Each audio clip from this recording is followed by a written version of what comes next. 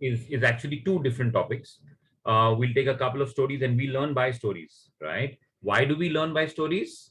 Because the best way to learn, according to me, is to learn by somebody else's example, right? They have made a mistake or they've done something very well. We pick and choose from what they have done and accordingly take the best out of us. So it's best to learn from stories because it's somebody else's activity that has been done, but it can help us in our lives. Okay.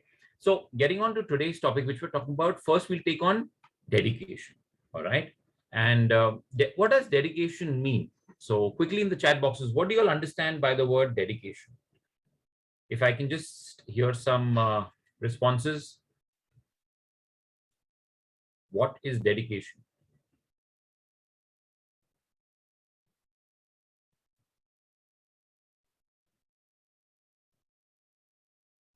And if someone wants to answer, you can raise your hand. I can, I can unmute you all and you all can even share.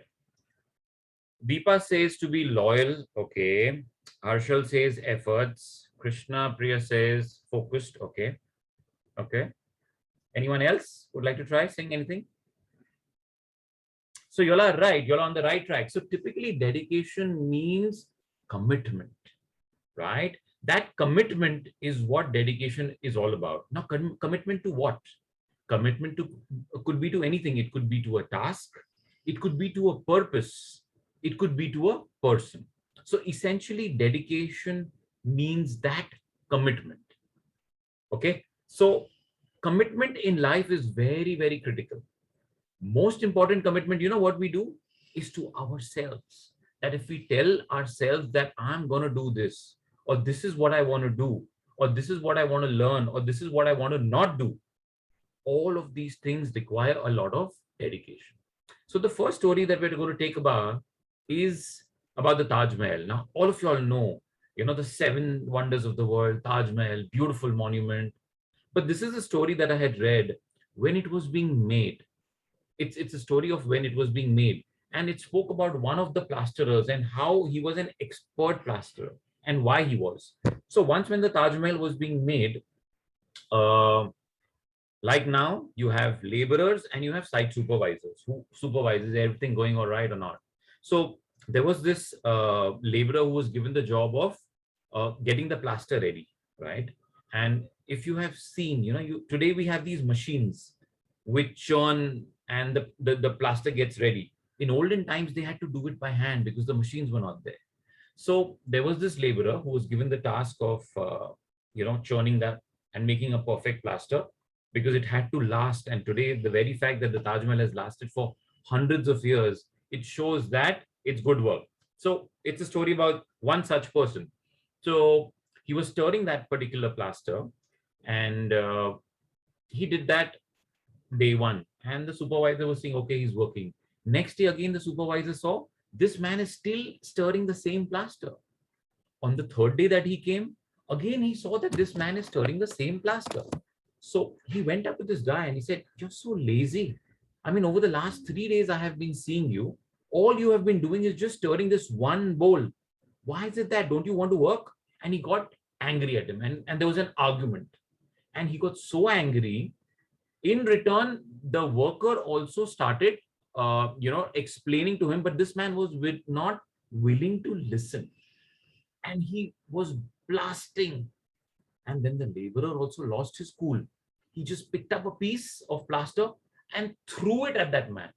Luckily, the supervisor ducked and the plaster went behind and it hit a particular area of the Taj Mahal.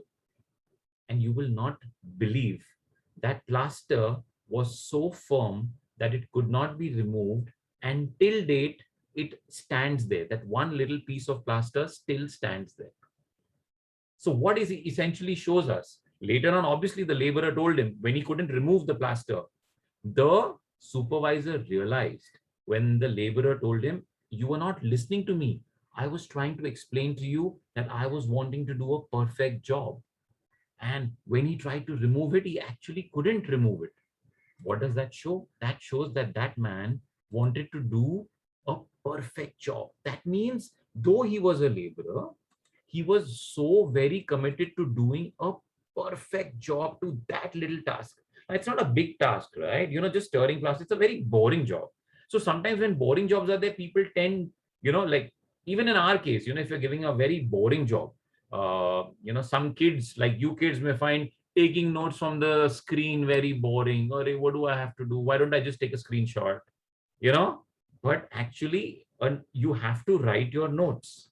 You have to write down your notes, right? So what we're learning essentially from this one small story is that whenever you do anything in life, anything, it could be the simplest thing or it could be the most complicated thing, when we do it with dedication. So this one story shows us dedication to work, right? And in your case, kids, it is dedication to study, that I would say that you all can apply it more in your lives. Okay, so we'll move on to another story which takes another aspect of dedication. So I was telling you, we're going to talk about dedication is to task, to a purpose, to people. So we're going to take various facets of dedication. This one was to work. Now the next story that we're going to take about is about dedication to something else. Now at the end of the story, I'll tell you what. So this story is set in the mountains. Again, it goes back ages when there used to be tribes, right?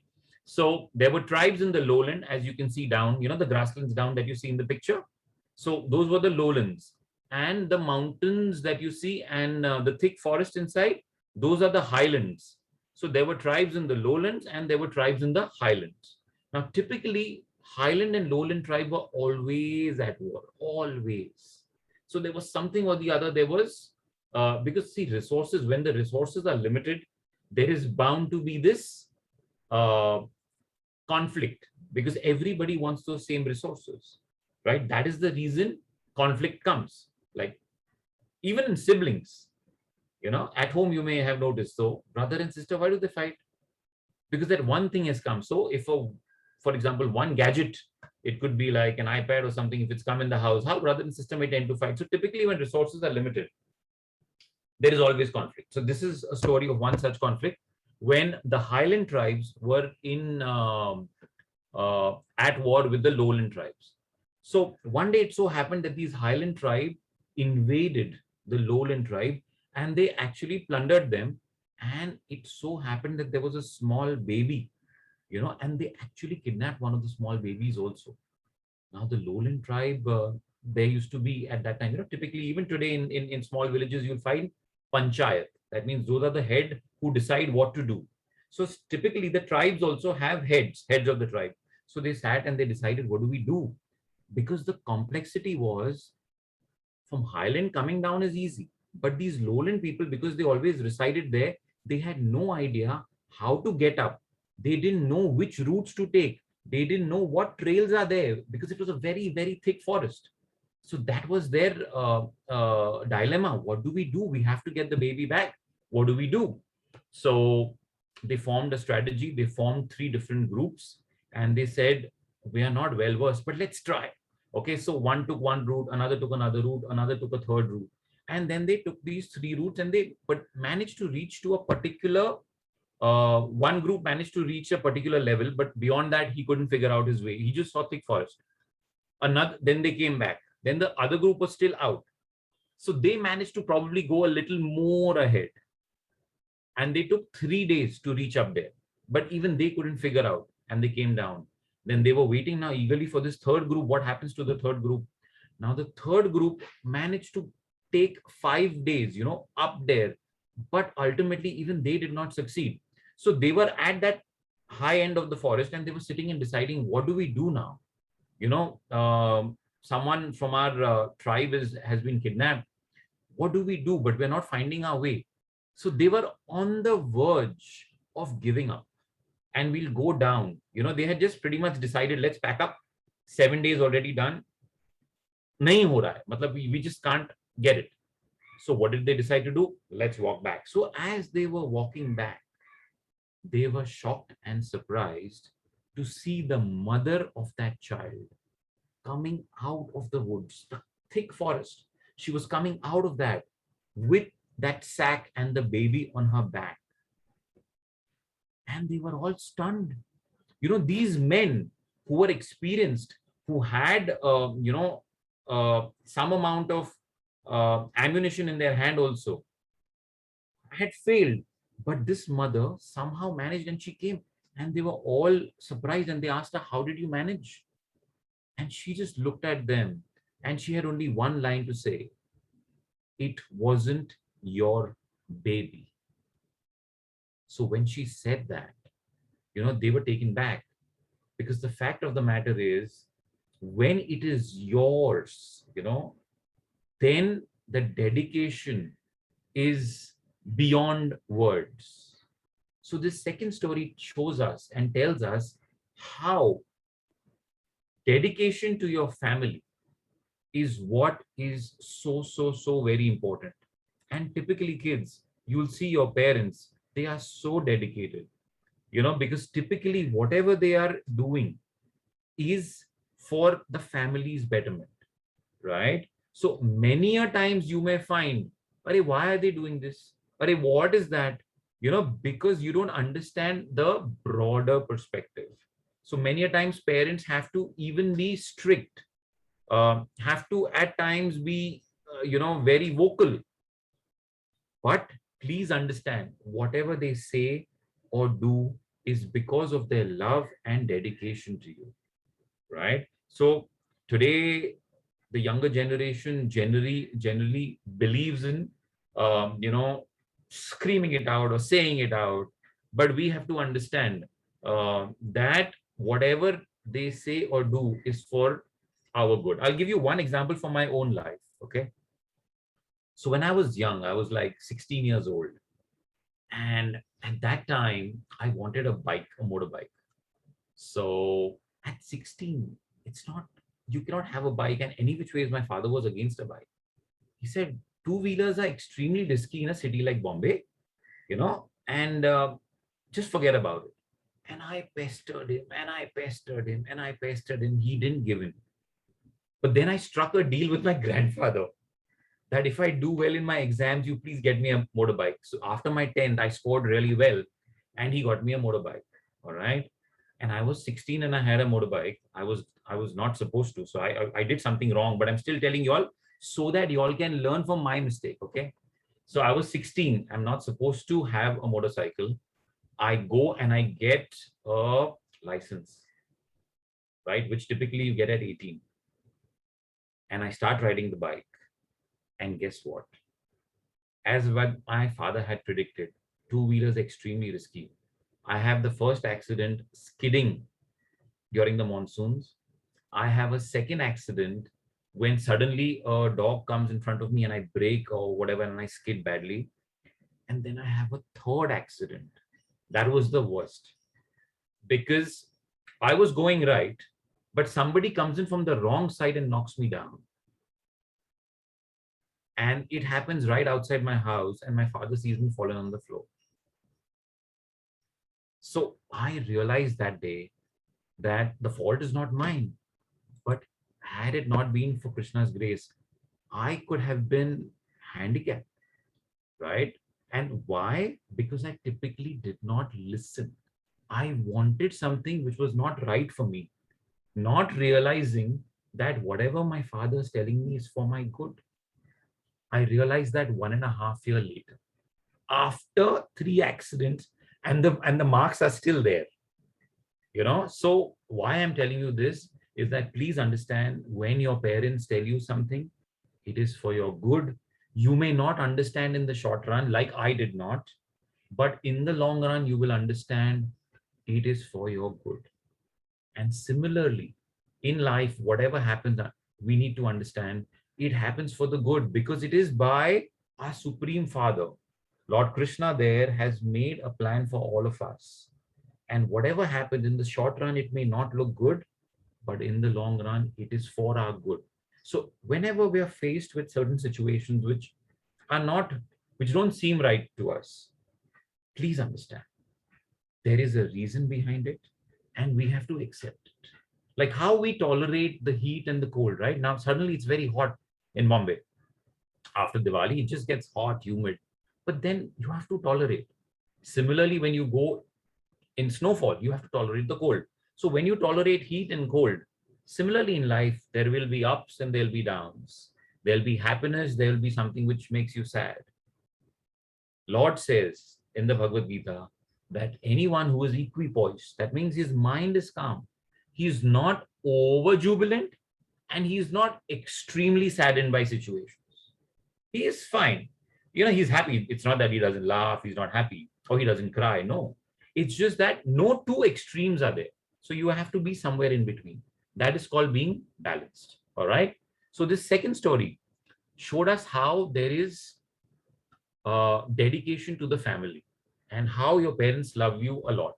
Now, another story, the next story that I'm going to tell you is again on showing the dedication only, but it is such a beautiful story. It actually, brought tears to my eyes the first time that I read the story.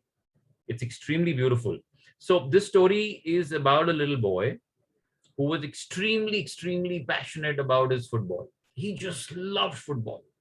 All right. But he was a little tiny boy, little thin boy, so he was not, you can say, perfectly carved out for football. But then he loved the sport. He just loved it. So he tried his best, and he would always manage to somehow just get into the team. But he would always be like the 12th man, not really play. But he was so dedicated, he did not miss one day of practice. So whether it was heat, cold, rain, whatever, he never missed any practice. And every time he would go, his father would accompany him. And that's the way the time kept passing, So he was in lower grade, then the mid school, and then finally he made it to the. So he was in final year of school, and he made it to their school, made it to the national level, right? And that was the time when practice was on. And one day it so happened that he had never missed practice, as I told you. One day it so happened he called his coach, and his coach loved him because he was a very enthusiastic, very dedicated boy. And he told him that, what, can I skip practice today? And the coach said, yeah, but you've never done that. Why? What happened? Everything well? And he said, no, my father died this morning. The coach was like, don't worry, child, take the entire week off, just stay there. Anything you need, I'm there, but just take care of yourself. And so then again the coach got back to practice, and there was this big game.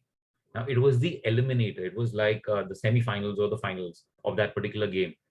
And the match was on. This team, who had performed so well so far, that day was down under, right? They were 5-0. So they were 5 goals down, and they were already in the second half of the game. And suddenly this boy comes in, and he looks, and the coach isn't, he's not feeling right, because obviously your team is losing. And he sees this boy, and he doesn't react. He even forgets, what had happened to the boy, because he's in his own complication. And he goes and sits next to, he goes next to his coach, and he tells him, can I play, coach? And the coach looks at him. He says, just quiet. And he's telling the coach, please let me play. Please let me play. I need to play today. I just need to play today. And the coach is like, in two minds. We're down under, and this guy is there. He's never ever played. He's always been like a substitute. What should I do? And then he tells him, okay, since he's saying so much, he's always been dedicated, let me just give him a try. And he said, okay, go. The other teammates also shocked. Hey, that how come he's allowed to play? But that day, in those last 20 minutes, this boy played better than the best football player, whether it's Maradona or whatever. He played so well, and he maneuvered, and he landed up shooting goal after goal after goal. So they were finally 5-all, and all the 5 goals by this boy. Everyone in the team was stunned.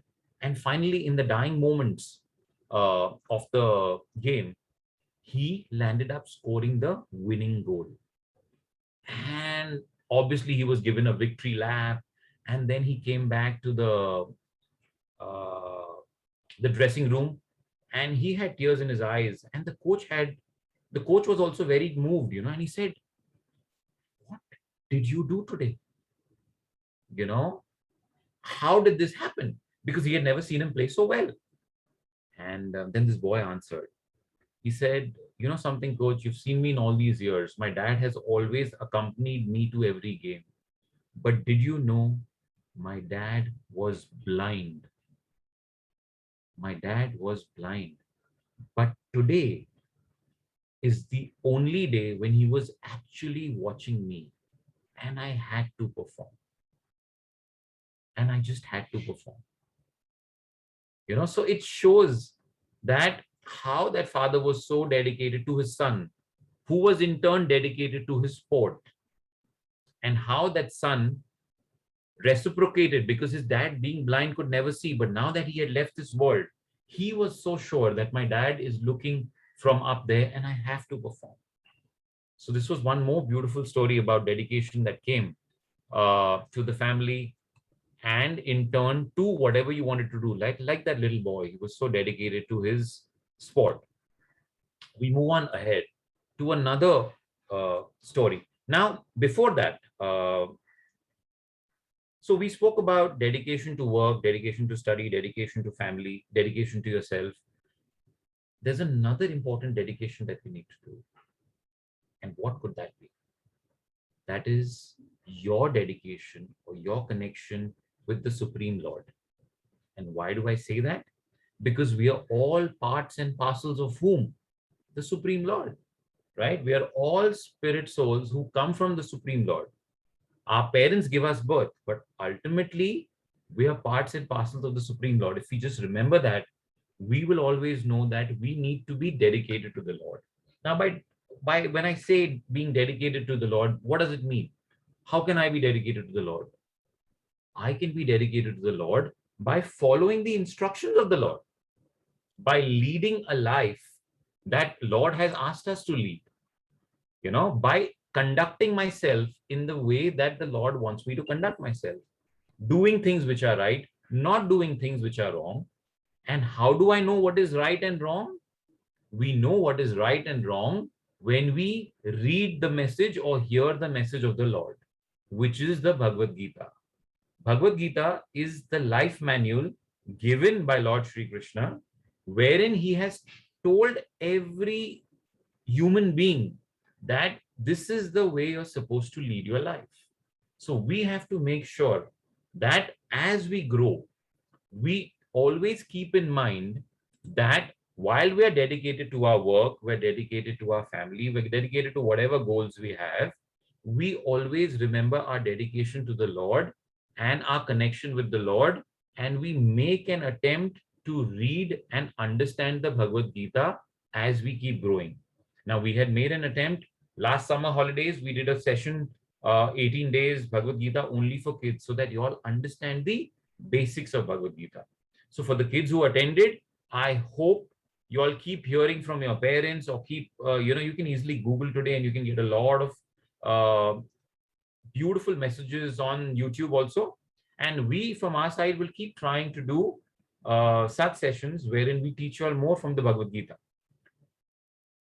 But remember, dedication to the Lord is important, and dedication to the Lord comes by reading what he has told us to do and following his instructions. Simple. Just follow the instructions. That shows your dedication to him. Okay. Now we'll move on to the next topic, which basically is discrimination. So we spoke about dedication. Now we're talking about discrimination. Now, what typically is discrimination? Now, discrimination typically means understanding what is right and what is wrong, or what is good and what is bad. For that, typically, what do you need? You need intelligence, or you need common sense. Now, how do you actually develop that intelligence? Again, that intelligence comes from reading, Bhagavad Gita, from hearing such stories which tell you life lessons, from interacting with people, with friends who discuss sensible, logical, and productive stuff. right? Because see, we need to understand, all of us have limited time, right? A day has only that much time, those 24 hours. What you do in that is up to you. Similarly, we all have a fixed lifespan. What you do in that is up to you. You can decide to waste it. You can decide to invest it. Choice is completely yours. So intelligence is something which helps us discriminate from right and wrong. And intelligence is sharpened by reading right, hearing right, and being in association of with the right people. All right. As they say, birds of feather flock together. So always be in the right association, have the right friends. So I'm going to tell you the story now. It's of a monkey king and a water monster. So it was summertime and summers in some of our forest in particularly South India can be very, very hot, dry. So that was one such summer. And this bunch of monkeys, along with their king, they were on the hunt for water.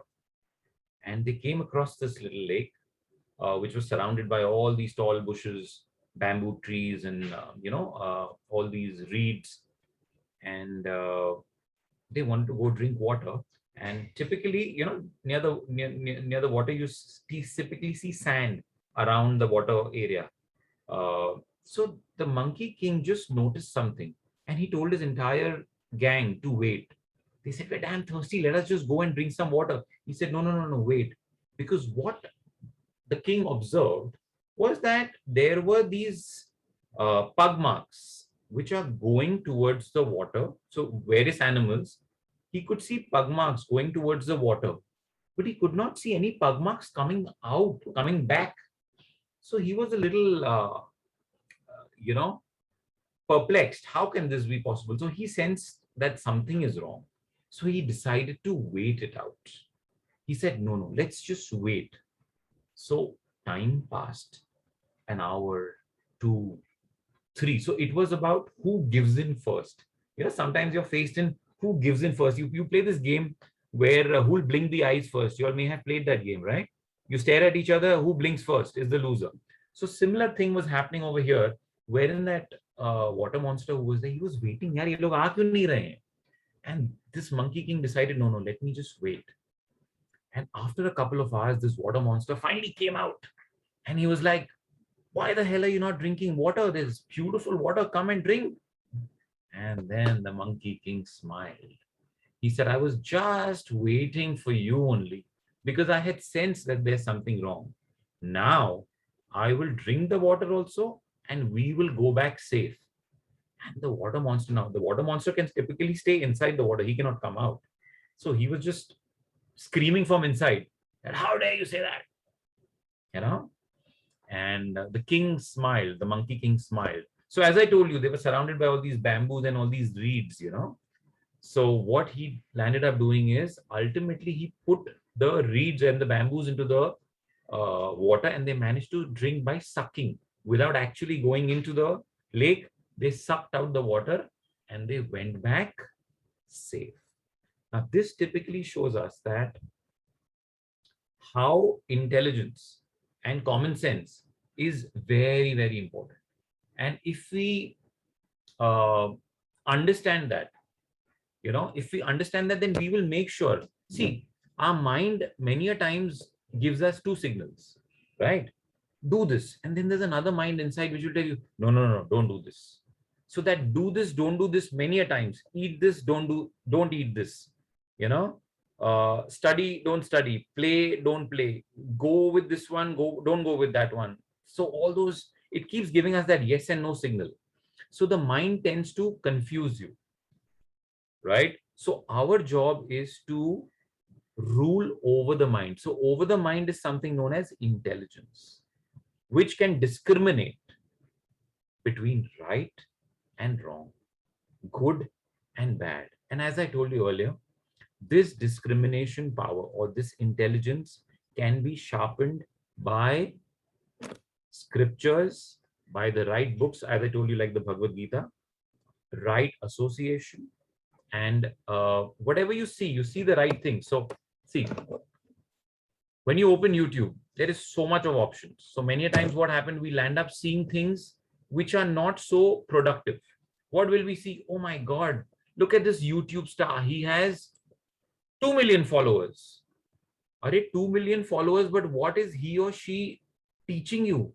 Is it something which is good or sensible, or is it utter rubbish? If it's good, see it. But if it's a waste of time, why would you see something like this? So that discriminate, rather than that, you invest in seeing moral stories or something about any topic you like. It could be science, it could be a sport, it could be uh, nature or natural geographic, anything on those lines. So that intelligence helps you discriminate right from wrong. And that intelligence will be like, how if my, like I see this pencil, it's not sharpened. So what do? I'll take a sharpener and I'll make sure that it is sharpened, right? So that sharpener is association with the right people, reading books like Bhagavad Gita, and hearing stuff which sharpens our intelligence. All right. That is what we kids, you kids need to understand, and please try and adapt. That discrimination will improve with time if you do these three things. All right. So please try and do that. Okay. Now, so this was about life. Now I'm going to tell you something which is a little more deeper. The next story that I'm going to touch upon is something a little more deeper, okay, of discrimination, but something which goes a little further. So this story goes like this. There was this king. Obviously, kings, very rich, very opulent, and kings generally have more than one wife. At least in the olden times, that was the thing. So he had these 4 wives. Now, this fourth wife of his was the most adorable. He would always shower her with riches and give her the best of stuff, right? Always, always. And the third wife was the most beautiful wife, so he would always kind of show off that wife whenever he would be out, how you're proud of something. So he would just generally show her off. But he was always very scared that she's so beautiful, she'll leave me and run away one day. So that thing was always there in his heart. His second wife was the one who was most kind, most considerate, most loving, always there with him whenever there were problems. She was always, always there. And this first wife that he had, she was the one who was most loyal. She was the one who was deeply in love with the king. But somehow or the other, he just didn't notice her much. The first wife, he just didn't land up noticing her. So once it happened, obviously he was old and he was nearly on his deathbed. And that's when he was like, it suddenly hit him, oh my God, I'm going to leave all this and go. How can I go alone? I want someone to come with me. So he called his fourth wife, who he had always given the best. And he said, will you please come with me? She said, no, I'm not coming. And she ran away. And he was like, oh my God. Then he called his third wife. He said, can you please come with me? I'm dying. And she was like, no ways. You're dying. I'm getting married to someone else. And she walked away. And this king was absolutely in dismay. And then he called his second wife, who he always went to whenever he had any problems. So his second wife came up to him and he said, you know what? I'm there. I can do whatever you want. I will help you in whatever way you want. But you know what? It's not possible for me to come with you. Even if I want to, I cannot come with you. And this king was in tears and he didn't know what to do. He said, Are Tino wives chala gaya. Now the one that I have least bothered or least noticed, it's no use even calling her. So he didn't even bother calling his first wife. But suddenly he heard his first wife say, I will come with you. And he's like, where did this come from? And then his first wife comes to him and she says, and when he looks at her, he feels terrible because she's thin, starved, pale, in a terrible position. And he's like, oh my God, what has happened to you? And then she says, I will come with you. And that's when the king realized that, what have I done throughout my life, neglecting her, and she's the one who's going to come with me. So the reason I told you of this story is, kids, because these 4 wives, can be compared to something. And that is what we have to take home from this story. Now, the fourth wife, whom he adorned with the best of things, can be compared to our body. What do we all do? We always shower the best on our body, the best clothes, the best of chocolates to eat, the best of everything, right? But we must remember that this body of ours is temporary. Sooner or later, we don't have this body, right? And the body also grows old with a particular time. The third wife, who was the most beautiful and he would always show her off, can be compared to the things that we own, the possessions that we have. It could be this beautiful car that you have. It could be a lavish house that you have. It could be the wonderful iPads and PlayStations, whatever you show off to or you like to display to people. It can be compared to that.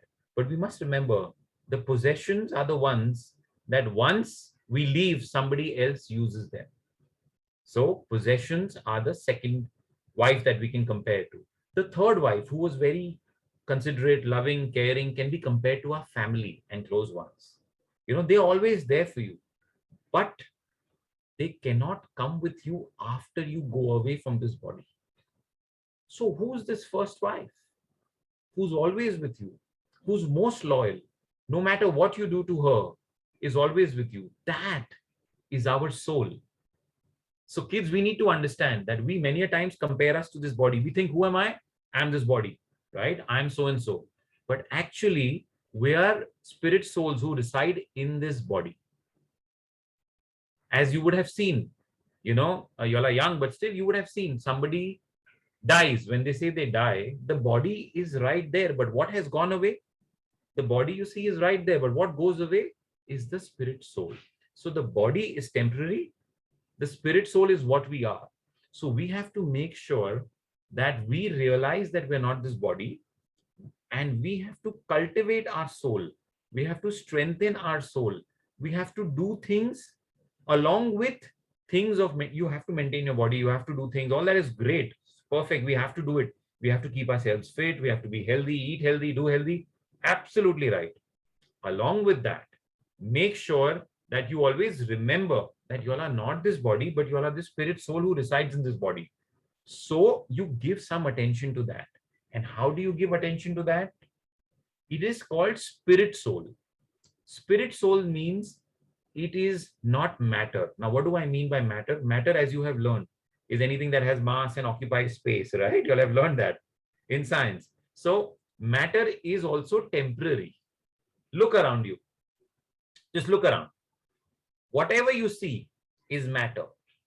And everything has a particular lifespan. Just look around you. That door, that window, that fan, that air conditioning, that tree, whatever you see around you is all matter, and it has a particular lifespan.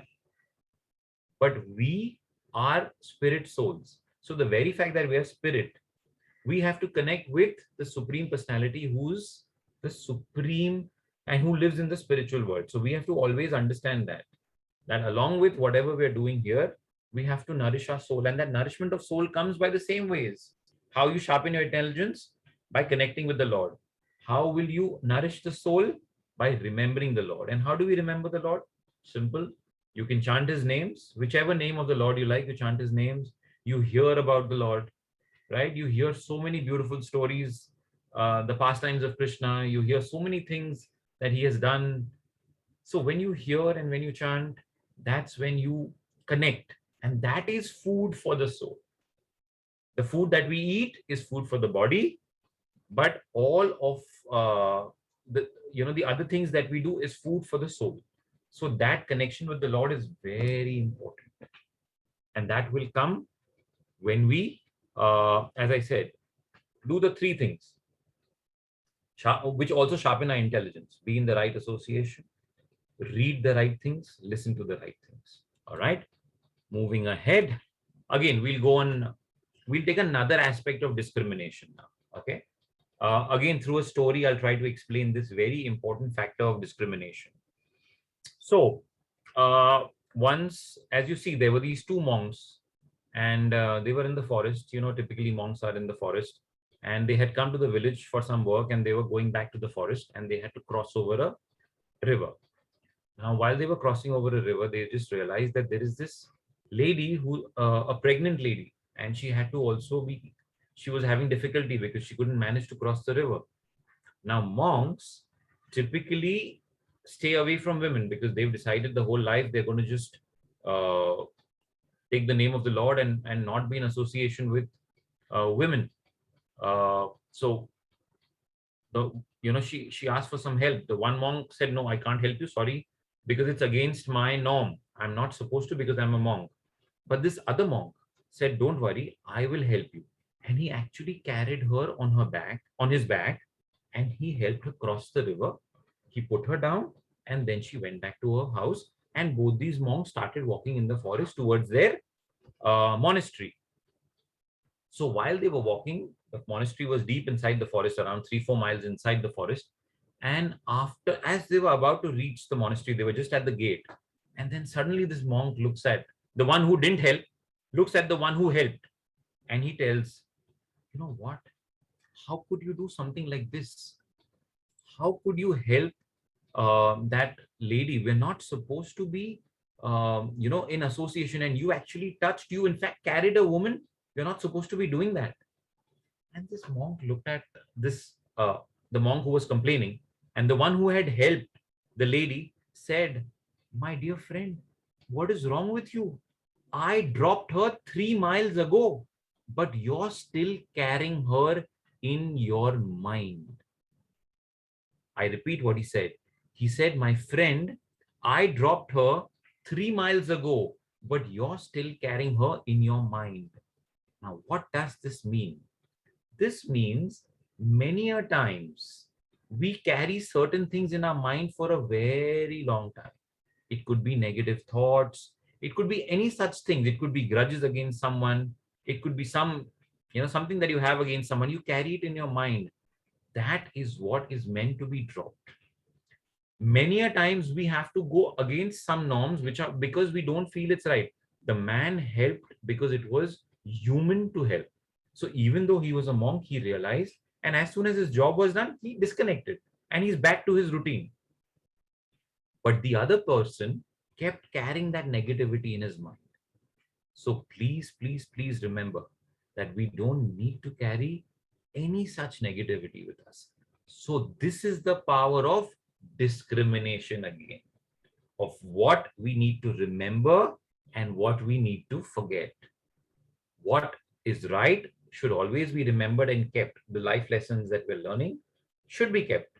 What is not important, what is unhealthy, should be dropped immediately and forgotten, not carried. Because when you carry things which are negative, you breed negative. See, negativity breeds negativity. All right. It's like you may have heard that if you keep one bad apple in a bunch of apples, the other apples also get spoiled. Because negativity is like this, it spreads. So make sure you have the power to discriminate, stay away from negativity. All right. Always be positive. When you get up in the morning, get up with a smile. If there is a problem, if there is something, still have that thing, that positivity in you, that it's okay. Or if there's a problem, you always tell yourself, this too shall pass. If there is a difficulty, say, no problem, I will overcome it. Even if you fail, no problem, next time I will try to do better. So have that discrimination which keeps you away from negativity. All right, kids. Now we'll come to this last story. And now the story I'm going to tell you, don't look at the pictures, because the pictures will, the context of the pictures will come in later. So first, let's go with the story. It says yes, no, and very good. Yeah. So what is the story about? The story is about this servant who was working in this very fancy rich man's house. And he had to go to his village. Now, being with that particular, the boss for such a long time, he had managed to learn the keywords. Now, the boss was an Englishman, and he had managed to learn the keywords, right? And But this servant was from Bihar, and he had to go back to his village. But now he had to provide a substitute to the Englishman. So he called his friend. He said, "Look, I'm just going for 15 days. Just manage this out." He said, "Boss, how will I manage? Your guy speaks English. I don't know anything in English." He says, "You know what? Wait. You just remember simple things. Yes, no, and very good. These three words you remember. Okay, if you know these three words, your English is sorted. You'll manage somehow." He's like, "Really?" I said, "Yeah, sure, you'll manage." He said, "Okay, fine." So this guy goes back, and he's working with the Englishman. And one day the Englishman notices that suddenly he had kept, a bunch of very important papers on a particular table, and they were missing. So, he asked this man that, "Have you taken the papers?" And the servant didn't understand what it means by "have you taken it." He says, "Yes." And he says, "Okay, then can you please return them?" "No, no, no, no, no, no, no, no." He says, "No, no, no, no." He says, "Hello, if you don't return those papers, I will hand you over to the police. How dare, they are my important papers." And he says, "Yes, very good, very good, very good." You know, and obviously then he was fired. So what I try to explain with this story is that what was that other guy doing? He was just aping, right? And this is what I want to explain from this story, is that we need to have the power of discrimination in understanding that who we are and not blindly follow others. This is what I'm trying to explain. Now, why am I saying this? Because if you see today, what essentially is majority of the Indians doing, they are simply aping the West. Now, what do I mean by aping the West? Means typically doing all the things that the West is doing. Now, is it that the West is doing everything wrong? No, not at all. They're doing amazing stuff. But the point is, do we have the discrimination to take the good and leave the bad? Or are we taking the bad and leaving the good? Unfortunately, what I notice is that we're taking more of the bad and leaving the good. Why do I say that? Because today, if you see, most of the youngsters, the youth, if you see today, we're having the wrong food habits. What are we doing? We're on junk all the time. Yeah, pizzas and burgers and all the other things is junk. We're aping the way of dressing of the Westerners, which typically is not the best for us, right? Whether it looks good on you or whether it's right, whether it's culturally right, we need to understand and see that. We're trying to ape them in terms of whatever they do. So I have seen so many, uh, uh, kids today trying to blindly go by what they see on television or YouTube, right? Again, who are your stars? Who are your idols? Please understand. We need to discriminate. What are those idols for? Whether it's a film star, a sports star, what do they signify? Their life on screen is very different from what they are in reality. So we need to have that discrimination. India has such a deep, diverse, and beautiful culture. The West is actually taking the best out of us. And if you see, as you see on the screen, like in Russia, in other parts of Europe, and even the US, for example, they are taking our food habits, our dressing styles, our yoga, our power of scriptures and deep Vedic knowledge. This is what they are trying to learn from us. So they are taking the best out of us. We have certain good and bad, right? Similarly, we should try and take the best out of them and not the things which are actually degrading us. Now, why I say degrading us? Because the wrong culture degrades us. If we take that, the wrong food habits degrade our body.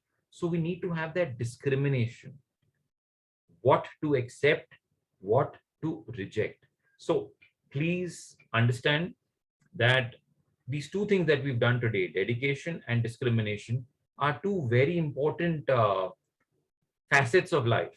And we need to always remember, that how we are going to use the best out of whatever we have learned.